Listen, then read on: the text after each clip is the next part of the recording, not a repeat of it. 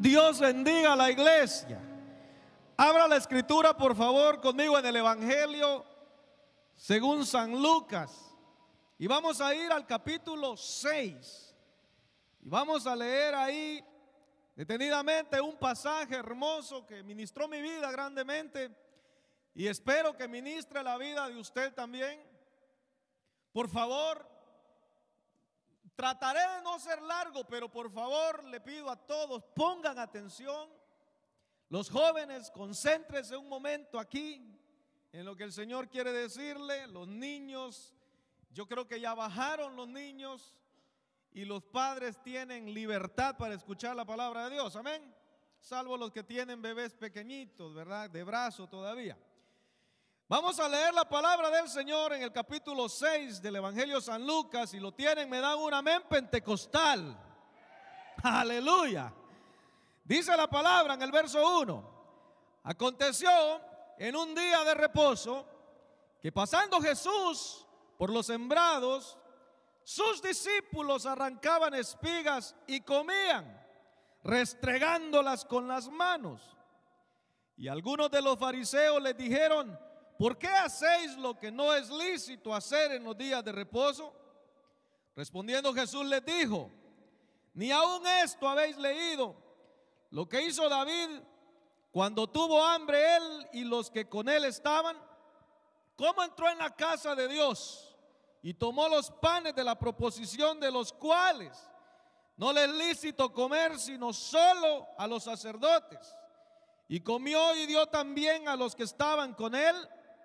Y les decía: el Hijo del Hombre es Señor aún del día de reposo. Verso 6. Aconteció también en otro día de reposo que él entró en la sinagoga y enseñaba. Y estaba ahí un hombre que tenía seca la mano derecha. Y le acechaban los escribas, gracias hermana, y los fariseos, para ver si en el día de reposo lo sanaría, a fin de hallar de qué acusarle. Mas él conocía los pensamientos de ellos y dijo al hombre que tenía la mano seca: levántate y ponte en medio. Y él, levantándose, se puso de pie. Entonces Jesús les dijo: os preguntaré una cosa, ¿es lícito en día de reposo hacer bien o hacer mal? ¿Salvar la vida o quitarla? Y mirándolos a todos alrededor, dijo al hombre: extiende tu mano. Y él lo hizo así, y su mano fue restaurada. Y ellos se llenaron de furor y hablaban entre sí qué podrían hacer contra Jesús. Inclina su rostro, vamos a leer hasta ahí. Amado Dios, muchas gracias en esta noche por tu bendita presencia, que es innegable, que es real, Señor, que la podemos sentir, amado Señor, cuando alabamos tu nombre, cuando entramos por esas puertas, Señor. Ya tú estabas esperándonos aquí, Señor. Y en este momento agradecemos por tu palabra que va a ser predicada, la cual te ruego que ayudes a este siervo inútil a entregar para edificación de tu pueblo. Mira, Señor, en esta hora, cada corazón de los hermanos que está aquí, Señor, pueda estar atento, pueda estar despierto, pueda estar alerta, Señor. Quita, Señor amado, todo sueño y reprendemos toda maquinación del diablo en el nombre de Jesús. Todo aquello que se levanta, Señor, para poner sueño en los ojos de la congregación. Atamos todo espíritu que se levanta contra el conocimiento y contra el nombre de Jesucristo. En el nombre poderoso de Jesús te damos gracias. Permite, Dios, que tu palabra traiga refrigerio a nuestras vidas. Y que mientras es predicada, Señor, ocurran milagros también. Levanta, restaura, fortalece, oh Dios, para gloria de tu nombre. Y todo te lo pedimos en ese nombre que es glorioso y que es sobre todo nombre, el nombre de Jesús. Siéntese, hermano. Aleluya. Y si alguien puede decir amén, gloria a Dios, aleluya, dígalo con libertad. Porque ciertamente venimos a la casa del Señor a deleitarnos en su presencia. Y yo no sé cuántos ya se deleitaron. Yo no sé cuántos todavía no han sentido las caricias del Espíritu Santo, el fuego del Espíritu Santo. Usted sabe que Juan le dijo a la gente que lo oía: yo la verdad los bautizo a ustedes en agua, pero atrás de mí viene uno. Atrás de mí viene uno que es mayor que yo, porque era antes que yo, y ese los va a bautizar a ustedes con el Espíritu Santo y con fuego. Aleluya. Quiera Dios que esta noche el Espíritu Santo llene aquí a sus hijos. Aleluya. Y bien, amado hermano y hermana, se pasa el tiempo rápido, pero vamos a ir al grano. En esta noche yo quisiera notar algo que llamó mi atención grandemente mientras estudiaba la Biblia y el Señor traía esta palabra para dársela a usted. Y es de cómo desde el tiempo antiguo, cuando Dios le dio ordenanzas al pueblo de Israel, cuando Dios le dio mandamientos, le dio leyes para que ellos se gobernaran, para que ellos tuvieran un, ¿cómo diríamos a esto? ¿Cómo lo ponemos? Para que ellos tuvieran como un manual de instrucciones con el cual ellos iban a regirse. El Señor los saca de Egipto, les da leyes a ellos y les dice cómo debían vivir, cómo debían comportarse de acuerdo a aquellos mandamientos que Dios le daba. Pero llamaba mi atención, y yo sé que ustedes han estudiado la Biblia y se habrán dado cuenta también de que a pesar de que Israel contaba con ese manual de instrucciones, aunque Israel tenía la ley que fue dada allá en el monte, donde dice que la voz de Dios habló tan fuerte que dice que el monte temblaba y estaba como lleno de humo y era una gloria terrible la que había ahí. Pero a pesar de eso, Israel iba de transgresión en transgresión, violaba los mandamientos de Dios, se habían acostumbrado a pecar, a hacer lo que les daba la gana, y aún los líderes religiosos, los líderes, la élite entre el pueblo, los sacerdotes, los levitas, los maestros de la ley, los escribas, eran personas, iglesia amada, de que aunque por fuera ellos tenían una apariencia de santidad como ninguno, verdaderamente vivían una vida hipócrita delante de Dios.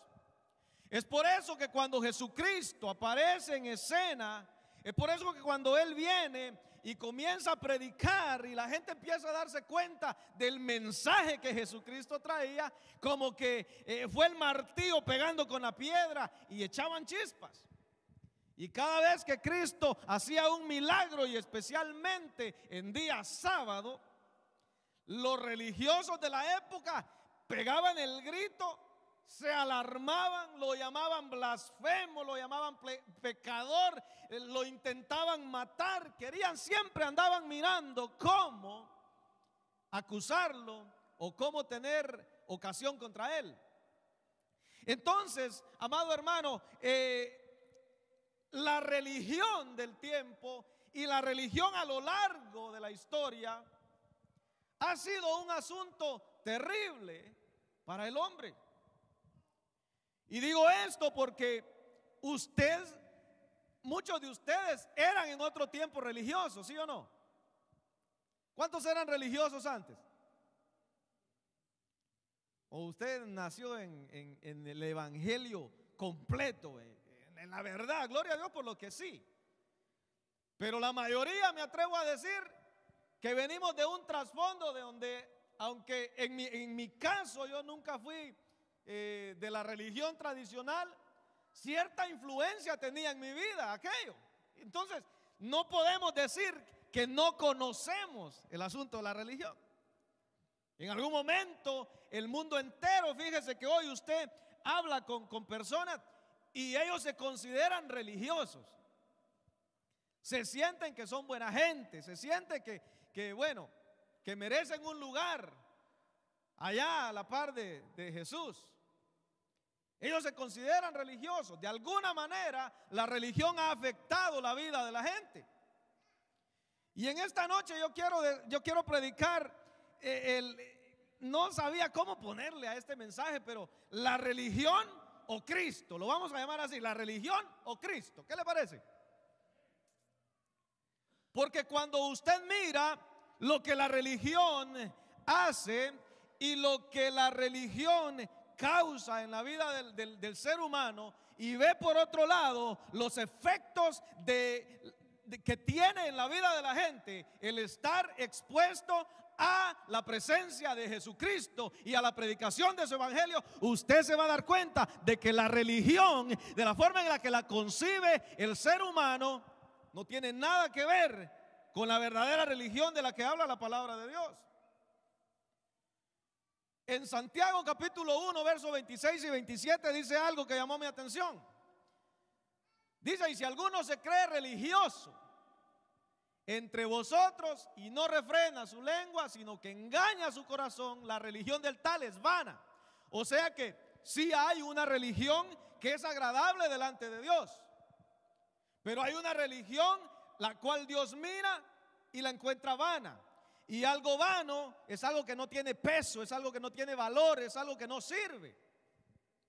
Y sigue diciendo el otro versículo, dice: la religión pura y sin mácula delante de Dios el Padre es esta: visitar a los huérfanos y a las viudas en sus tribulaciones y guardarse sin mancha del mundo. Mire qué lindo. O sea, que hay una religión que agrada a Dios, pero que el hombre desde el tiempo antiguo se ha encargado de distorsionarla y de sacarla de contexto, y se ha vuelto un religioso, y la gente ama la religión y la gente se vuelve religiosa, pero no agradan a Dios. Es como un perro que se sigue la cola y empieza a dar vueltas en el mismo lugar siguiendo su propio rabo, y no llegan a ningún lado y no acercan a nadie a la presencia de Dios. Y es por eso que la iglesia evangélica, la iglesia cristiana, los que aquí en este país nos llaman protestantes, debemos de tener cuidado de no volvernos religiosos, hermano. Porque es bien fácil salirse de las vías, salirse del camino y volverse religioso, acostumbrado uno a lo mismo todo el tiempo, y a venir a la iglesia, hasta venir a la iglesia se convierte en una costumbre muchas veces. Es por eso que cuando yo le invitaba en el principio a adorar a Dios, hermano amado, es porque el verdadero sentido de que usted y yo vengamos a la iglesia es venir a darle al Señor nuestra adoración, nuestra alabanza, y a escuchar lo que Él tiene que decir a nuestras vidas. Pero ¿cuántas veces venimos venimos por costumbre?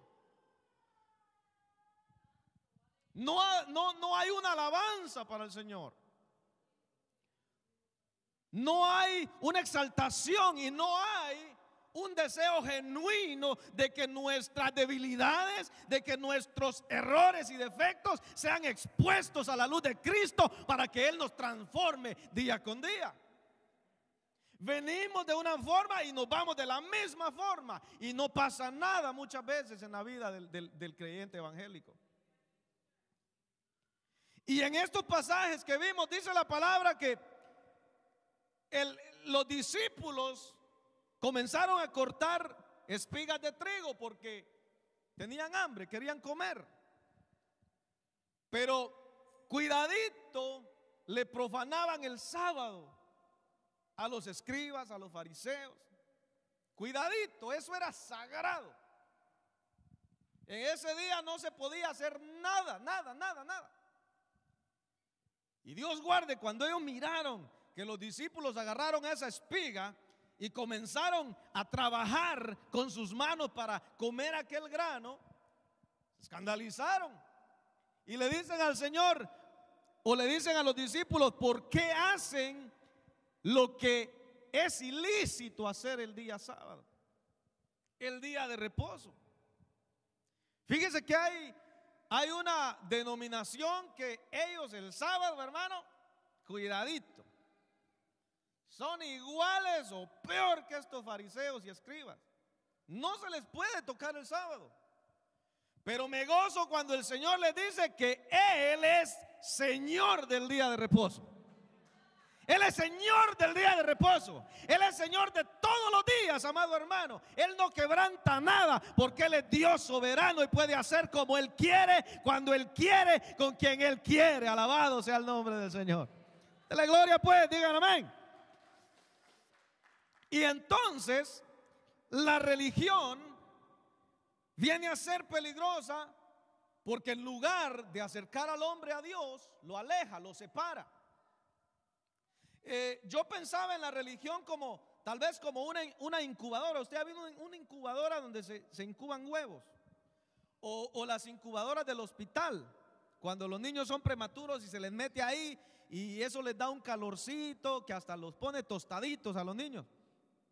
Pero no queda esa comparación, sino más bien vendría a ser como un refrigerador, en donde todo es frío, donde todo es tieso, es seco. Usted se mete a la religión, usted se vuelve religioso y se vuelve una persona que no sonríe, que no se goza, que no hace nada por el prójimo, que viene a la iglesia a perder el tiempo porque no alaba a Dios, no levanta las manos, no dice amén. Despierten pues.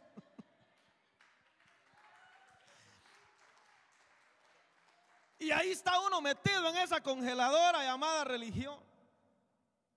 Ahí están metidos muchos. Cuando van allá a sus catedrales y se reúnen, ¿cómo entran?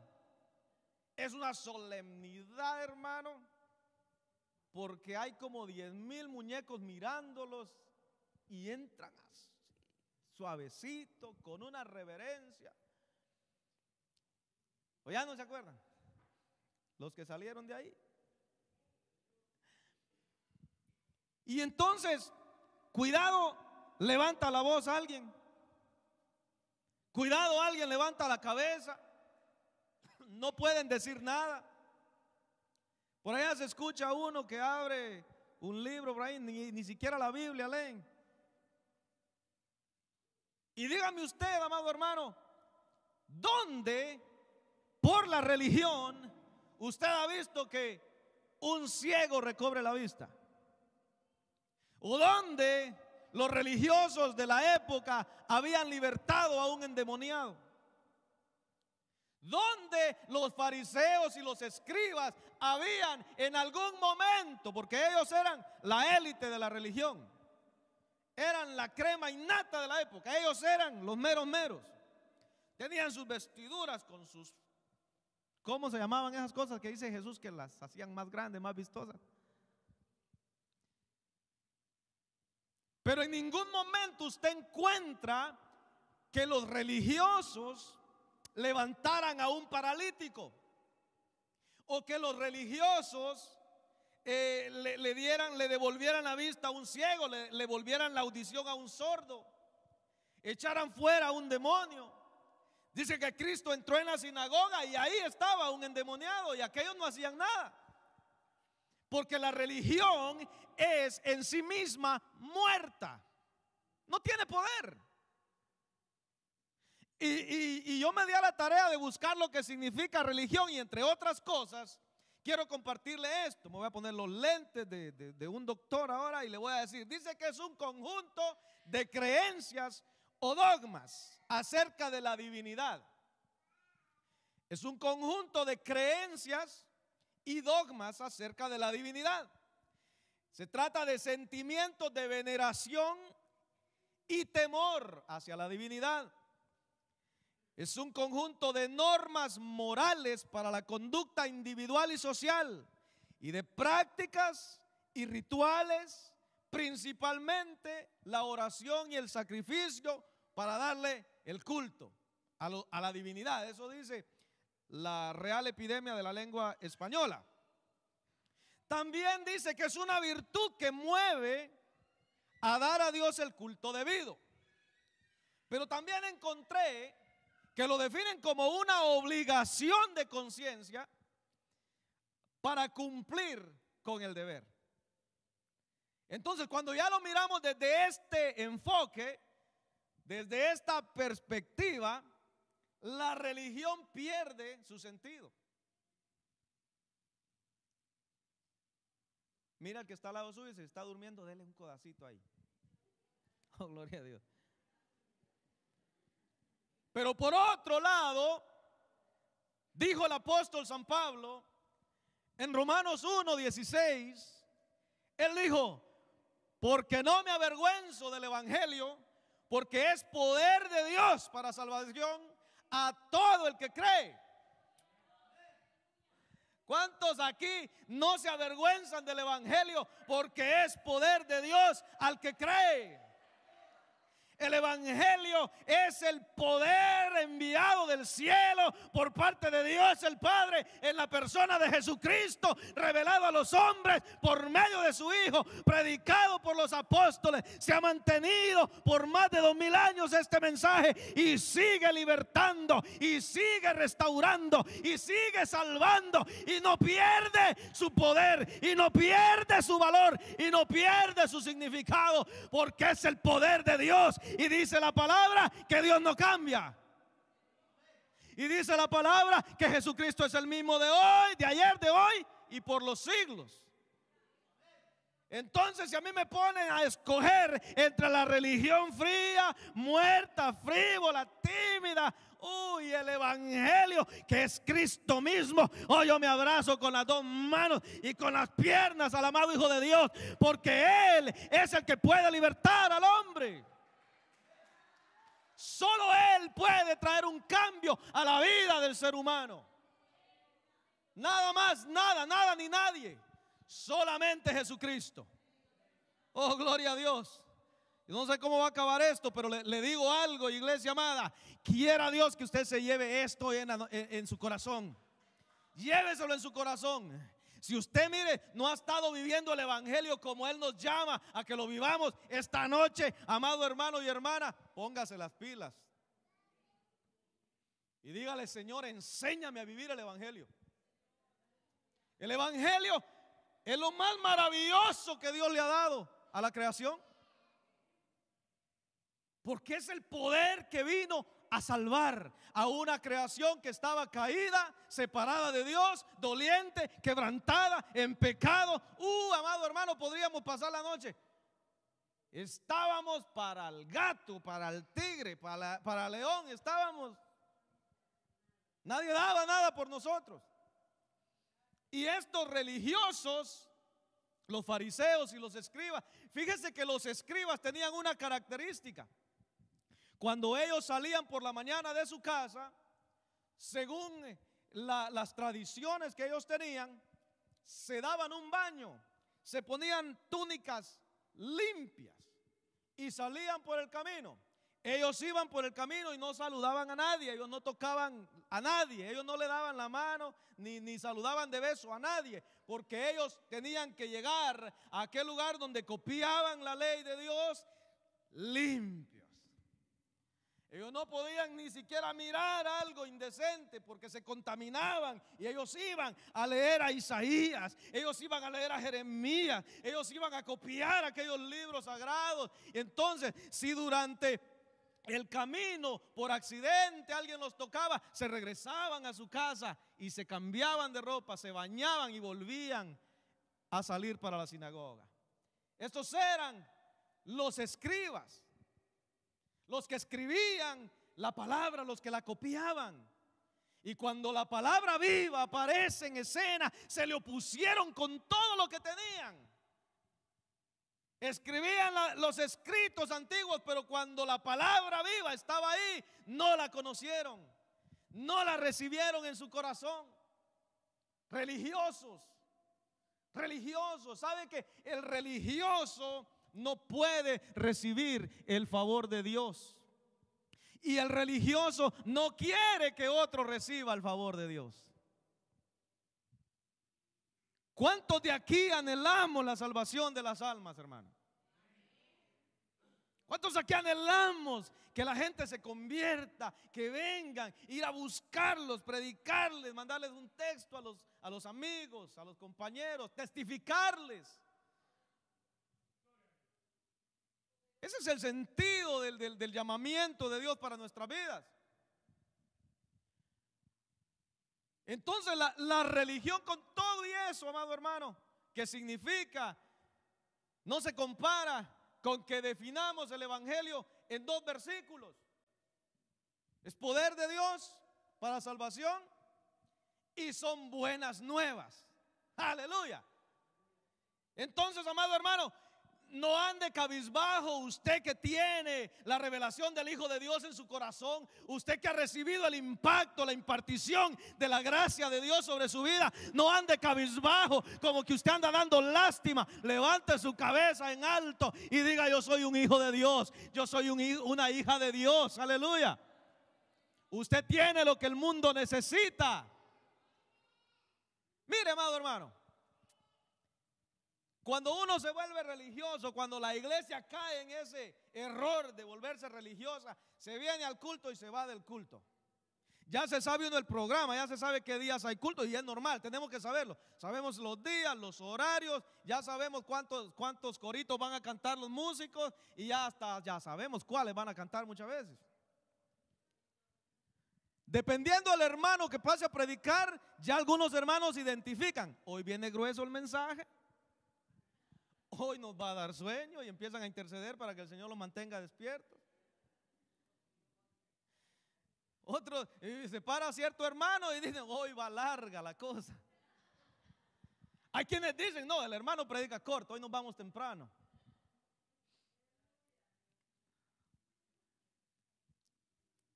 Entonces, digo esto, amado hermano, porque la iglesia ha caído en ese error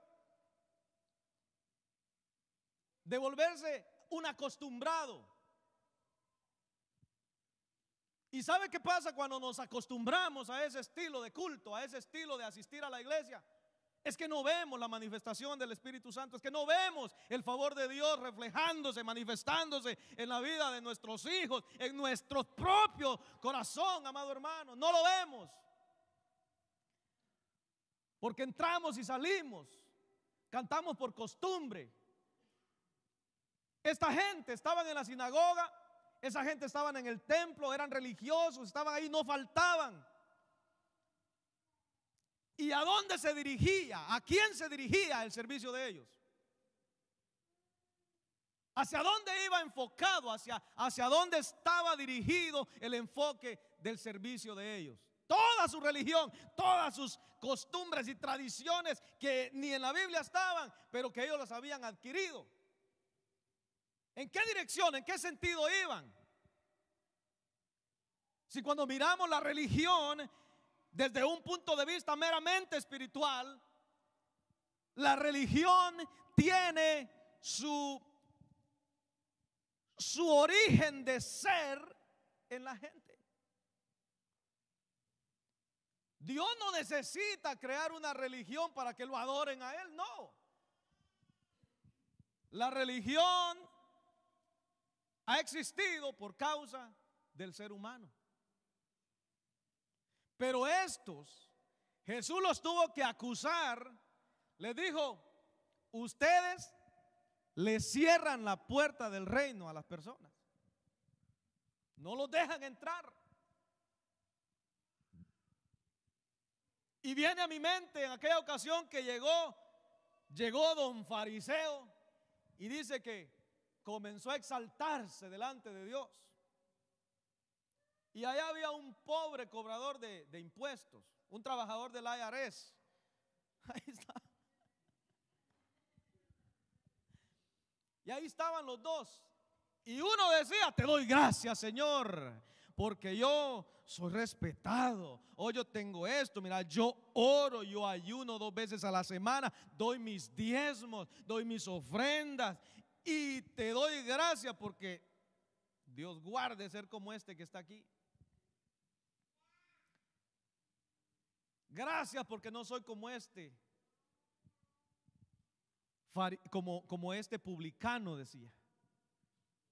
Y el otro dice que ni siquiera se atrevía a levantar la mirada y se golpeaba el pecho y no decía: por mi culpa, mi gran culpa. Él decía: ten piedad de mí, sé propicio a mí que soy pecador.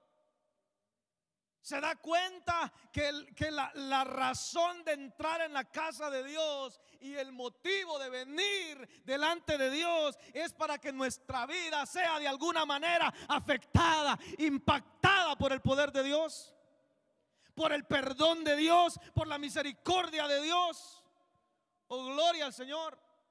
Y si usted viene a la iglesia y no viene anhelando, amado hermano, que su corazón sea restaurado, que las fuerzas le sean renovadas, que Dios le dé nuevo ánimo para seguir adelante, usted viene a perder el tiempo, hermano.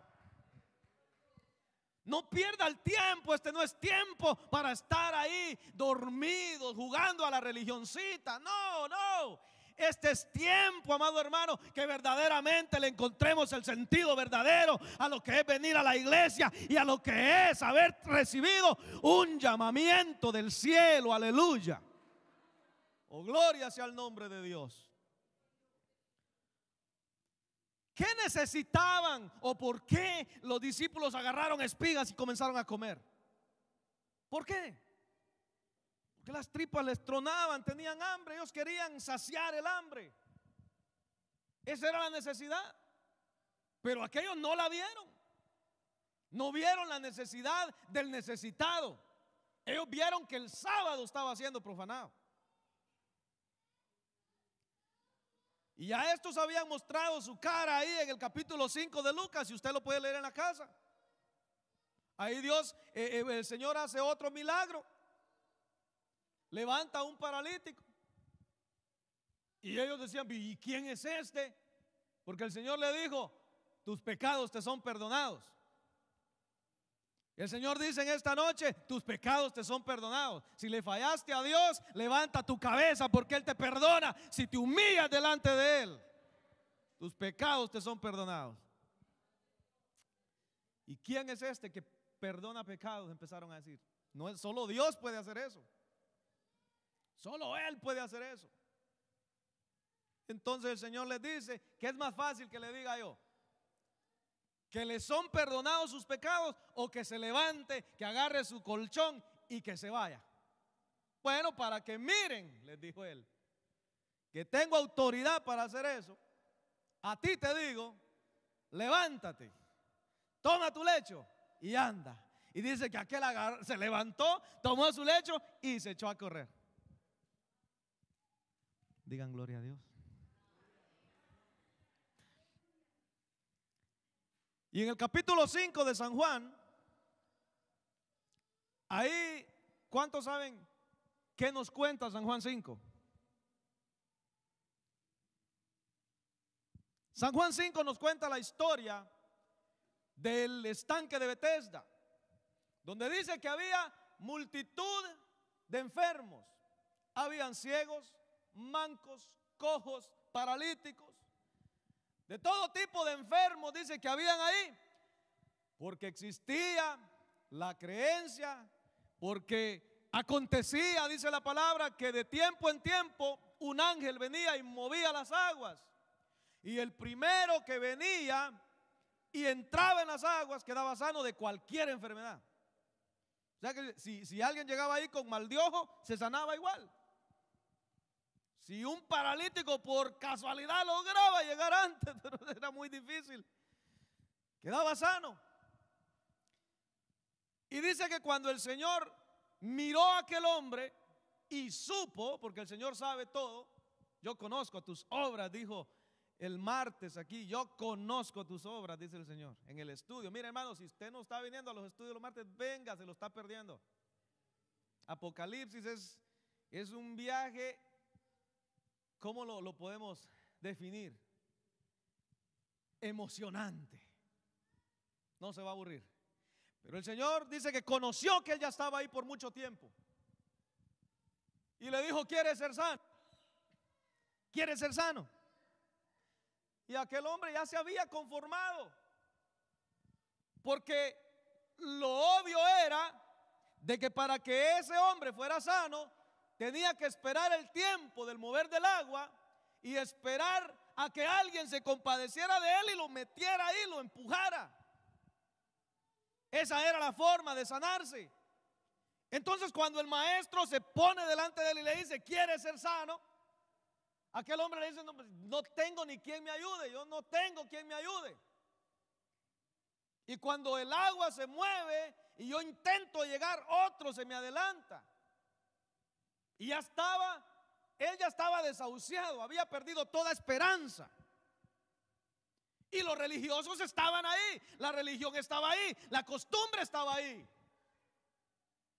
Pero cuando aparece el Hijo de Dios en aquel lugar, cuando Jesucristo llega a ese lugar, las cosas cambiaron para aquel pobre hombre que estaba ahí por 38 años. No es cierto, amado hermano, que nosotros estábamos iguales en otro tiempo y hasta que Jesucristo llegó a nuestra vida, hasta que Cristo llegó a nuestra vida, las cosas cambiaron verdaderamente. Digan gloria a Dios.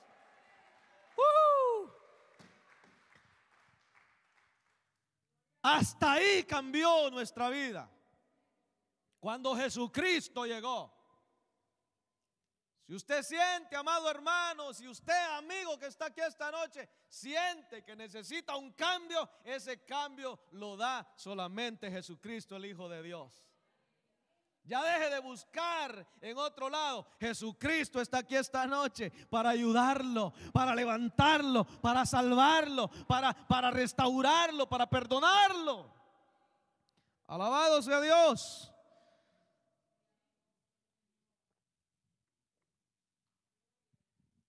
Y entonces Jesucristo aparece y Él cambia todo. Pero los religiosos se le oponían. Hermano, es un peligro volverse religioso. Es peligrosísimo. Fíjese que hay iglesias que acostumbran cosas bien raras. Porque como hay veces que los hermanitos se aparecen de vez en cuando, son como cometa Halley, dice que aparece cada ciertos años. y he oído de iglesias donde como no llega, le mandan a cobrar los diezmos a la casa. ¿Había oído usted eso? ¿Lo ha visto? Sí. Anda un cobrador en una moto ahí con la papeleta. Ya parece que trabaja para Electra. Pero cuando nosotros, hermano amado y hermana, tenemos ese encuentro con el Señor y nuestra vida es iluminada por la luz de Dios y nuestras obras son afectadas por el poder del Evangelio, nosotros no tenemos que andar huyendo del pastor o de los líderes que nos anden buscando, y menos para que nos cobren el diezmo, Dios guarde, sino que se trae voluntariamente, amén. Y hay iglesias donde le averiguan cuánto gana. ¿Sí, pastora? You know. No, ella no lo hace, pero ella sabe. El pastor tiene que saber. Aquí no se hace, por si acaso, para los que están viendo por redes sociales. Aquí no se hace. Pero hay iglesias que lo hacen. Entonces ya todo es un mecanismo donde hacer algo nuevo no se puede. Porque ya está establecido el orden de servicio, como había dicho. Ya se sabe lo que va a pasar. Y como ya se sabe que no hay nada nuevo, la gente tiene desinterés en venir a los cultos. Hay un desinterés grande por causa de que la iglesia muchas veces se vuelve religiosa. Nosotros no necesitamos ser religiosos y guárdenos Dios de volvernos religiosos. Nosotros necesitamos la impartición del poder de Dios en nuestras vidas. Nosotros lo que necesitamos es al Espíritu Santo moviéndose en nuestros corazones todos los días, en todo lugar, amado hermano, que la gente cuando nos mire pueda decir, esa persona tiene algo diferente, como se dice acá muchas veces. Ese tiene que ser aleluya. Ese canchito barbudo que está ahí, ese tiene que ser aleluya. Porque verdaderamente nosotros no tenemos religión como el mundo la concibe. Tenemos el poder de Dios para salvación al que cree. ¿Y cuántos aquí creen que el evangelio es poder de Dios? Los días martes que venimos a orar, aquí se presenta una lista de peticiones y la persona que está al frente comienza a orar y a presentar a esas familias, a esas personas, para que delante de la presencia de Dios, sus nombres, que Dios los conoce, pero que Él nos manda que oremos, y que de alguna manera la respuesta de Dios llegue a esas vidas. ¿Cuántos aquí hemos presentado nuestra petición alguna vez en los cultos de los martes? Y hemos recibido la respuesta de Dios. Pero muchas veces, amado hermano, hasta para eso cuesta ponernos de acuerdo. Aquí se está orando con una lista y dice: vamos a orar por la hermana María. Ella tiene una necesidad así y así. Y cuando se presenta la necesidad de la hermana María, el hermano Raúl está ahí pidiendo por sus propios dientes, por su propio pellejo, por su propia necesidad. Entonces, no estoy interesado en mi hermano, en mi hermana. Me importa lo mío solamente. Me importa lo que yo necesito y lo que yo quiero. Así como eran aquellos, los de la historia. Y es tiempo de que la iglesia se levante y despierte. Si alguno ha estado cayendo en un estado de religiosidad, acuérdese que la religión, como el mundo la concibe, volverse ese tipo de religioso, porque la verdadera religión es hacerle bien al prójimo, es amar a Dios, apartarse de toda maldad, de todo pecado. Eso dice Santiago. Pongámoslo otra vez, el verso 27 del capítulo 1. Esa es la verdadera religión, la que es pura, la que agrada a Dios. Visitar a los huérfanos y a las viudas en sus tribulaciones. O sea, cuando se presente mi petición en el altar, usted ore por mí. ¿Cuántos oran por mí, hermano? Yo sé que hay hermanos que oran por mí. Lo sé porque el Espíritu Santo me deja saber, no porque me digan yo oro por usted. Y cuando se presente la necesidad pastoral, aclamar por la necesidad pastoral. Todos al unísono, todos unánimes. Y dice: y guardarse sin mancha del mundo. El mundo ha acelerado la manera, ha implementado nuevas formas de tentar y contaminar la iglesia de Cristo. Pero el verdadero hijo de Dios, el verdadero religioso de esta religión pura, se va a mantener limpio del mundo. Eso dice ahí. Y yo creo que la Biblia de ustedes tiene ese versículo. Ojalá y lo marque ahí con algo, póngale un papelito, subráyelo. Eso es lo que agrada a Dios. Isaías 58, ya vamos a ir terminando. Esto hacían aquellos. Mira lo que dice ahí. ¿Por qué dicen: ayunamos y no hiciste caso? Humillamos nuestras almas y no te diste por entendido. He aquí que en el día de vuestro ayuno buscáis vuestro propio gusto. Ese era el reproche de Dios para su pueblo. Ellos ayunaban y creían que estaban agradando a Dios, pero en el día que ayunaban buscaban lo de ellos nada más. Y oprimís a todos vuestros trabajadores. He aquí, dice, que para contiendas y debates ayunáis, y para herir con el puño inicuamente. No ayunéis como hoy, para que vuestra voz sea oída en lo alto. Mira, amado hermano, en un tiempo que Jesucristo entró en el templo y dice que echó para afuera todos aquellos ladrones sinvergüenza religiosos que estaban metidos ahí, que habían hecho nido y habían hecho la casa de Dios una cueva de ladrones. Dígame, ¿para qué caramba yo voy a ayunar o para qué me voy a volver religioso si al final eso no sirve? Y sigue diciendo, mire, cuando actuamos de esa manera, ni siquiera el Señor oye nuestra oración. Porque aquel que se comporta de esa manera y que guarda pecado en el corazón, dice la Biblia que hasta su oración es abominable delante de Dios. Y él le hablaba a los judíos, a su pueblo escogido.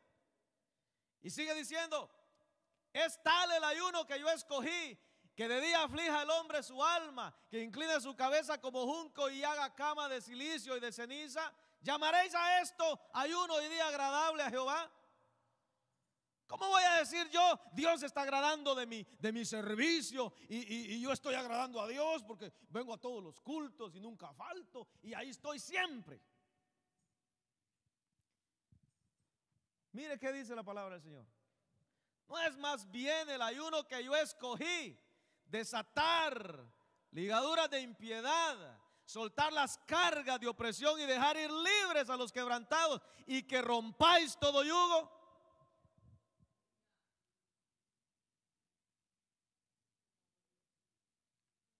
En la sinagoga, aquel hombre entró endemoniado a saber cuántas veces y nadie lo ayudaba, porque estaban así. En nuestro mejor estado de religión, como el mundo la concibe, no podemos ayudar a nadie ni ayudarnos nosotros mismos. No es más bien el ayuno que yo escogí, desatar las ligaduras de impiedad. Hay gente que está atada y necesita a un siervo, a una sierva de Dios que lo desate. Incluso en la iglesia hay gente atada, que ya el Señor les dio vida, pero están atados todavía. Cuando Lázaro había muerto, 4 días ya apestaba eso ya, y el Señor lo llamó y le dijo, Lázaro, sal fuera. Parecía que tenía un speaker de esos, el Señor en la garganta. Lo llamó con voz de mando. Y dice que aquel salió amarrado, con vendas. Así, muchas veces, ya estamos en la iglesia, ya aceptamos a Cristo, pero hay ataduras en nosotros. Y es necesario que haya hombres y mujeres dentro del pueblo de Dios que puedan desatar esas ligaduras con el poder y la autoridad del Señor. Me parece que no nos interesa eso. Eso ya fue para la iglesia del ayer. El diablo se ha encargado de tirar ese dardo y la iglesia lo ha creído. Que los milagros eran para ayer, pero que hoy ya no. Mentira del diablo, amado hermano. Si usted vino enfermo esta noche o con alguna tribulación, hoy el Señor le va a dar la victoria. Gloria a Dios. No es que partas tu pan con el hambriento y a los pobres errantes albergues en casa, que cuando veas al desnudo lo cubras y no te escondas de tu hermano. Entonces nacerá tu luz como el alba y tu salvación se dejará ver pronto. No se va a tardar, va a ser rápido. E irá tu justicia delante de ti y la gloria de Jehová va a venir atrás tuyo. Oh, gloria a Dios. Y dígame usted, si el Señor viene con nosotros, ¿quién nos va a poder hacer frente? Si dice que uno de vosotros peleará contra 1000 y 2 de vosotros pondrá 10,000 en fuga. Aleluya. Y cuando el enemigo se levanta y viene por un camino a atacarlo a usted, por 7 va a salir huyendo. Porque no va a haber al siervo solamente, va a ver la gloria de Dios que cubre a ese siervo y a esa sierva de Dios. Entonces invocarás y te oirá Jehová. ¿Cuántos quieren que Jehová los oiga? Yo quiero que Jehová me oiga cuando clamo, aleluya. Pero para eso esta noche es necesario que nos pongamos a la luz de la palabra del Señor y le digamos: Señor, si yo me estaba inclinando a irme por ahí y volverme un religiosito más, hoy me pongo en cintura, hoy me pongo la armadura de Dios y voy a luchar, porque todavía falta, hermano. Ya falta poco, pero falta.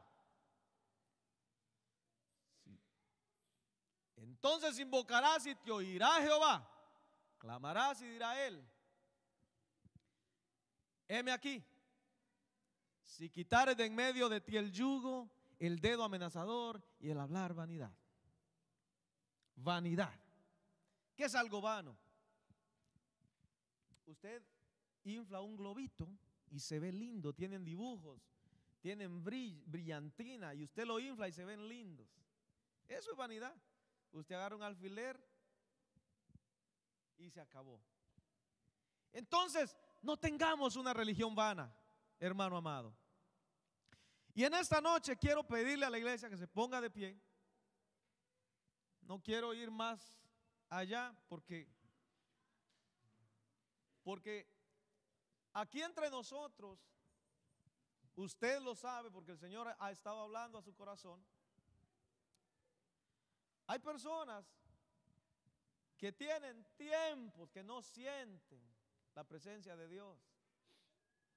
Hace rato que cuando oran sienten que el cielo es de hierro. Y esta noche no estamos aquí apuntándole el dedo a nadie, estamos predicando la palabra de Dios para que la palabra lo bendiga, lo liberte, y usted hoy sea beneficiado con el favor de Dios.